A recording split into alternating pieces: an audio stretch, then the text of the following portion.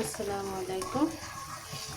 আজকে হালিম রান্নার জন্য গরুর মাংস রান্না করে নিচ্ছি। সুন্দর করে একবার কষিয়ে নিয়েছি, এখন আবার একটু পানি দিয়ে এটা আবার সুন্দর করে কষিয়ে নিই। তারপরে হালিম রান্নার জন্য প্রস্তুতি করে নিব। আমি এভাবে হালিম রান্নার জন্য অনেকটা মাংস একসাথে করে রান্না করে তারপরে ডিবে রেখে দিই বক্স করে।